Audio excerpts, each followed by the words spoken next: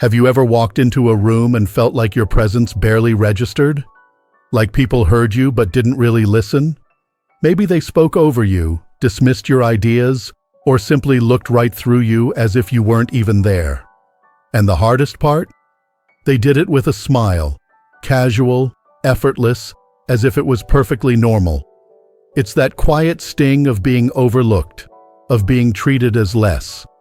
And it hurts more when you've spent your life showing up for others, being dependable, giving your all. It's a feeling many people experience as they grow older.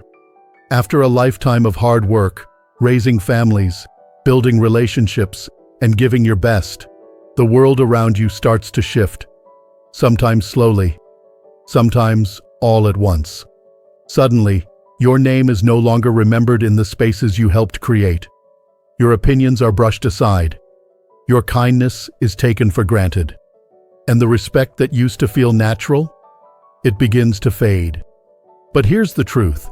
It doesn't always happen because people are cruel. Often it happens because of what we allow, what we tolerate. The silent choices we make in the name of peace, patience, or pride. This is where a certain kind of philosophy offers something powerful, not loud, not aggressive, but calm, clear, and deeply rooted in self-respect. In this video, we're going to have a real heart-to-heart conversation. We'll explore 6 quiet but powerful reasons people may be treating you with less respect than you deserve, and more importantly, how to reclaim it without ever raising your voice. This isn't about changing who you are. It's about remembering who you've always been. Let's begin where it often starts. In those small moments where you let things slide, thinking it's no big deal. Maybe you've said to yourself, "It's not worth it." Maybe someone cut you off mid-sentence and you just smiled and let it go. Maybe a family member made a comment that stung a little too much, but you stayed quiet to avoid conflict. You told yourself you were being the bigger person. That silence was strength. And sometimes it is. But there's a fine line between being composed and being complicit. When that line gets crossed again and again, something inside you begins to dim. Not loudly, not with fireworks, but quietly, like the slow fading of your own presence. You begin to shrink, not physically, but emotionally. And you call it maturity, or grace, or wisdom. But deep down, it doesn't feel like any of those things. It feels like losing yourself a little more each time. Linda knows that feeling. She's 62, ran her own small business for over 3 decades, and was known for her calm leadership and grace under pressure. She prided herself on staying composed, never raising her voice, always giving people the benefit of the doubt. But when a younger colleague began making snide comments during meetings, rolling her eyes, interrupting, speaking over her, Linda just smiled and let it slide. She's young, she thought, probably stressed. But the behavior didn't stop. It got worse. And eventually, her voice stopped being heard altogether. She wasn't just being ignored. She was being erased. The truth hit her hard. By keeping the peace, she had handed over her authority. Not because she was weak, but because she mistook silence for strength. Because somewhere along the way, she had absorbed the idea that to be a good woman, a wise elder, meant being agreeable, even at the cost of her own dignity. It's a trap many fall into. You don't want to cause trouble. You hope that if you just wait it out, things will get better. But people don't respect what you tolerate. They test it. And when your silence becomes predictable, it becomes permission. That's not just opinion, that's psychology. It's called conflict avoidance conditioning. It means you've trained yourself to steer away from confrontation to keep things calm. But what you may not realize is that avoiding the storm often builds a deeper one inside. That storm shows up in quiet ways: resentment, fatigue, a feeling like your life is happening around you instead of with you. You become someone everyone likes, but no one really hears. And that's not peace. That's invisibility. You're not asked to explode or fight every battle. You're asked to know where your boundaries are, and to protect them with quiet clarity. When someone crosses the line, it's not their boldness that's the problem. It's our silence. Respect begins the moment we stop excusing behavior that chips away at our worth. You don't need to raise your voice, but you do need to raise your standards. And when you speak, not in anger, but in calm certainty, people will listen. Now let's talk about another reason people may be crossing your lines without hesitation. It's something that feels kind on the surface, but can quietly drain the soul. It's overgiving. This one is especially close to home for many older adults, particularly women. You were likely raised to care deeply for others, to be generous, dependable, to say yes even when you were tired, and to put others' needs before your own. And for a while that probably felt like love, like purpose, like doing the right thing. But there's a quiet danger in giving too much without limits. People start to see your help not as a gift, but as a given. Instead of appreciation, you get expectation. Instead of thank you, you get, of course she'll do it. You give your time, your energy, even your money, and still you find yourself feeling invisible, unseen, used. The truth is, when generosity is fueled by the hope that someone will finally appreciate you, it becomes something else entirely. It becomes a transaction, a quiet, painful trade. I give, maybe they'll see me, but they rarely do. Not because they're cruel, but because they've learned they don't have to. When you give from a place of emptiness, it's not generosity. It's a cry to be valued.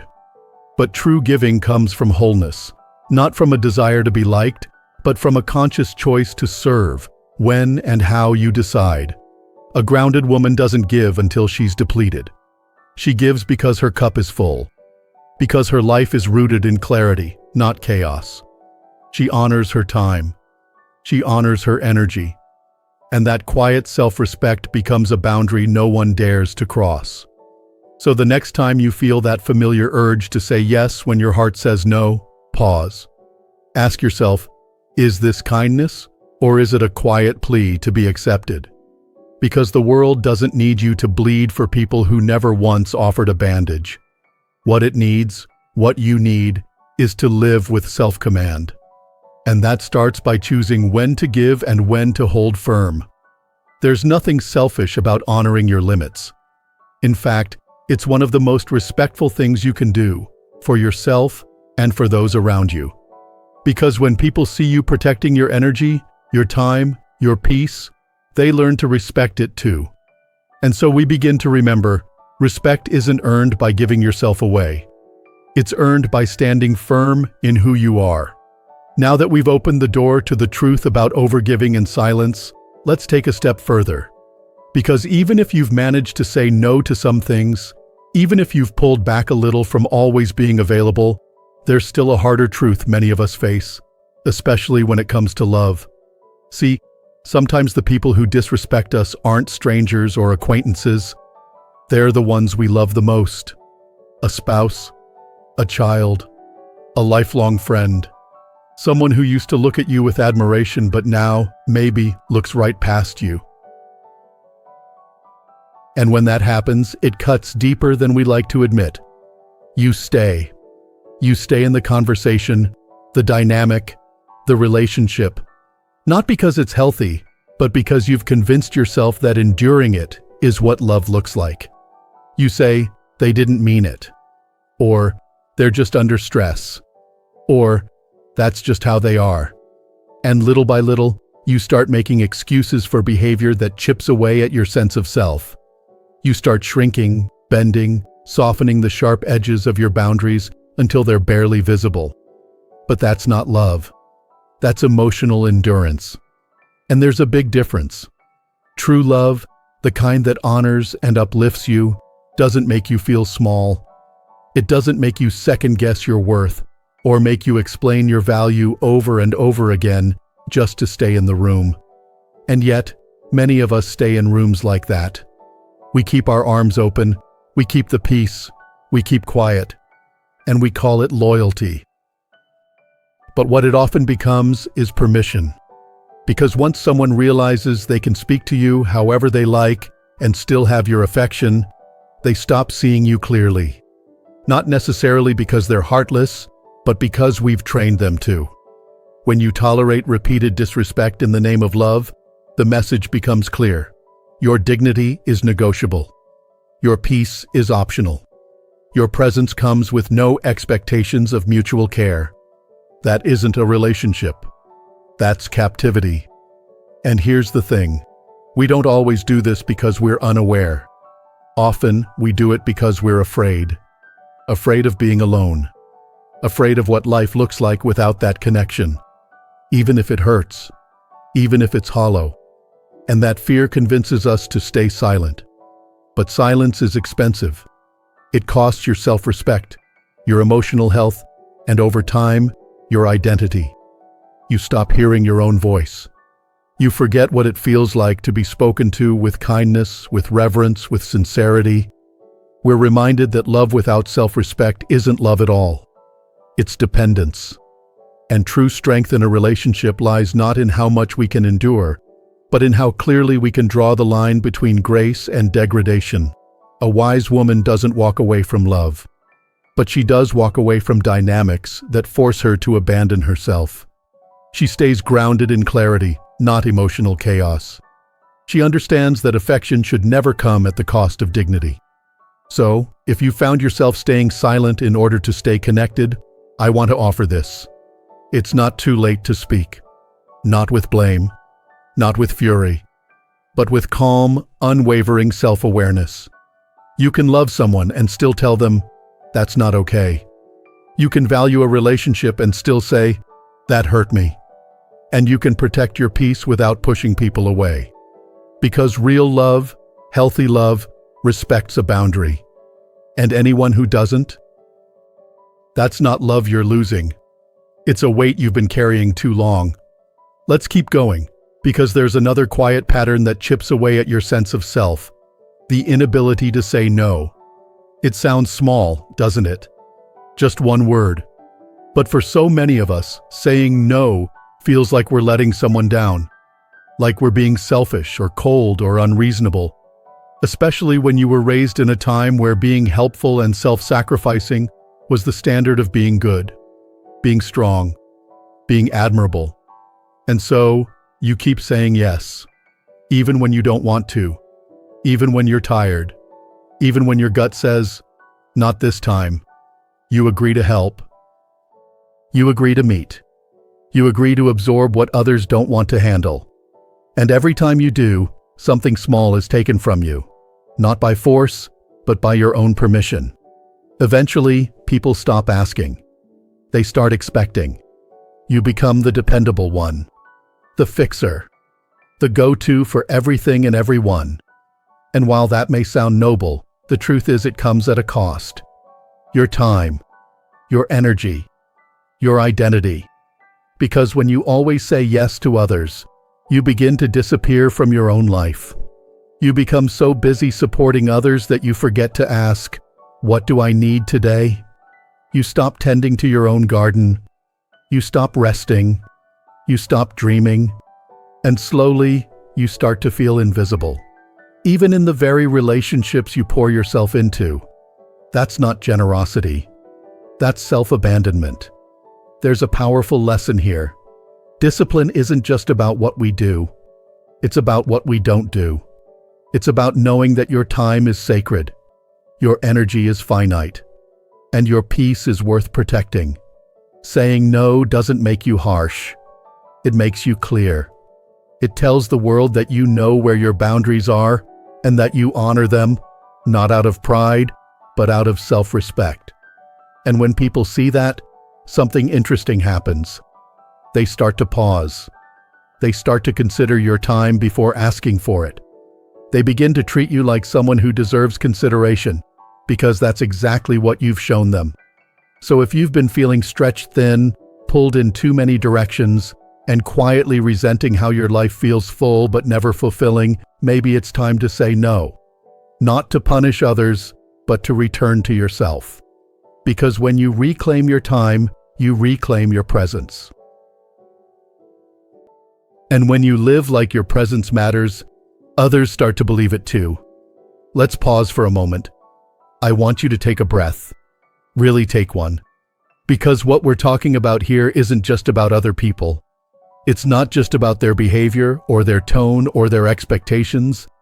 It's also about you, your beliefs, your choices, your willingness to stand in your truth without apology. And if that truth has been buried beneath years of people-pleasing, silence, or fear, it's okay. We all start somewhere.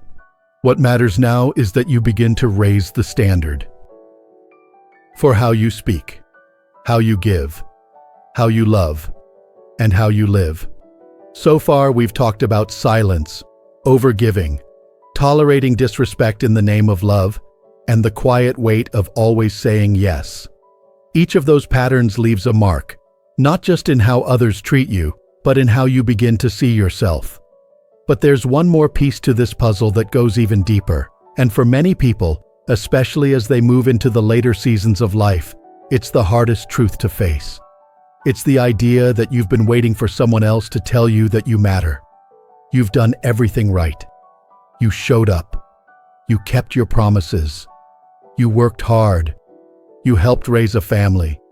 You stayed faithful in relationships, even when they became more routine than romantic. You made meals, kept schedules, handled the details no one ever thanked you for. You listened, supported, gave, again and again, hoping, maybe quietly, that someone would finally see the depth of what you were carrying. And yet the recognition never came.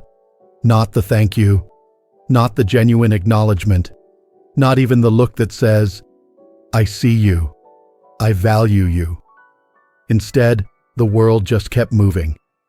And that quiet ache you carry, that feeling of being passed over, of being invisible in a life you gave so much to, that's not weakness. That's the weight of unspoken worth. But here's what a grounded perspective offers in that moment. It doesn't tell you to harden your heart or shut people out. It doesn't shame you for wanting to be seen. Instead, it reminds you of something life-changing. Your value has never been theirs to confirm. It was always yours to embody. When you live your life waiting for someone else to reflect your worth back to you, you become a stranger to yourself. You look outward for the thing that can only grow inward. You give and give, hoping someone will finally say, "You've done enough." But the truth is this: you were enough the moment you acted with integrity. You were enough the moment you showed up in truth. You don't need an audience to live a meaningful life. You need self-respect.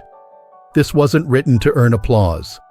It was written as a reminder of identity, a way to shape the mind, to lead from within. That's the power of internal validation. You don't need to be praised to live with purpose.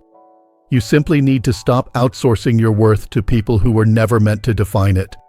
So, if you've been carrying resentment, that silent burn of feeling unseen, ask yourself, what if no one ever claps? Would you still keep showing up as the person you want to be? Would you still speak kindly, act honorably, live with presence? Not because someone's watching, but because it's who you are? The applause may never come, but when you carry yourself like someone who matters, you stop needing it. You become the validation. You become the evidence of your own worth. And that brings us to one final truth, the one most people avoid because it's the hardest to admit. The reason people may be disrespecting you is because you did it first. Not intentionally, not loudly, but in small, quiet ways. Every time you dismissed your own needs, every time you spoke harshly to yourself in the mirror, every time you let your rest, your joy, your peace take a backseat to someone else's comfort. You didn't mean to disrespect yourself, but your actions whispered it just the same, and others heard it. People subconsciously take their cues from how you treat yourself. If you act like your time doesn't matter, they won't guard it either. If you push through exhaustion without rest, they'll keep asking until you break. If you talk to yourself like you're not worth much, they'll believe it too. This is the foundation true inner strength is built on. Not just power, but order, self-mastery, internal alignment. The truth is simple. No one is free without mastering themselves. And what that means is, no one will respect you more than you respect yourself. Self-respect is not a show. It's not loud. It's not dramatic. It's found in the quiet choices. Choosing to rest when your body says it's time. Choosing to say no when your peace is at stake. Choosing to speak with calm conviction when someone crosses the line. Choosing to walk away from situations, people, or conversations that shrink your soul. It's not always easy, but it is always worth it. Because when you begin to live with self-respect, not perform it, but live it, something changes. You don't need to ask for better treatment. You simply stop accepting anything less. You don't need to prove your value. You radiate it. And the world, slowly but surely, begins to respond. They pause when you speak. They notice when you enter the room. They feel the difference in how you carry yourself. Not with ego, but with quiet honor. That's the deeper lesson. Respect isn't a demand. It's a reflection, a mirror of how deeply you value your own life. And when you walk in that kind of truth, firm, grounded, undisturbed, disrespect has nowhere to land. So if you've been wondering why the world treats you like an afterthought, ask yourself, have I been treating myself like a priority? Have I been speaking, walking, living in a way that reflects someone worthy of reverence? Because the change begins not in their behavior, but in your standard. You don't need to shout. You don't need to beg. You don't need to prove. You simply need to carry your name like it matters. And when you do, the world listens louder. This message isn't just philosophy. It's a call to come home to yourself. Not tomorrow. Not next year. But now. With each step you take, with each boundary you honor, with each quiet moment of self-respect you reclaim. So if this resonated with you, if it stirred something deep inside, don't scroll past like it didn't matter. Leave a comment. Share your thoughts. Share your story. Because someone out there might be waiting to hear a voice just like yours. And if you found even one line of truth here, one moment of clarity, I invite you to subscribe, to stay connected, to keep learning and growing alongside a community that values depth, dignity, and wisdom in every season of life. Because here's the truth, your life still matters. Your voice still matters. And your presence, when carried with quiet strength, can still command a room. Here's to living your later years with the self-respect you've always deserved, to walking in clarity, to leading with calm, to being the kind of person who no longer asks for respect, because you've already become someone who inspires it. You don't need to be loud to be powerful. You just need to be whole.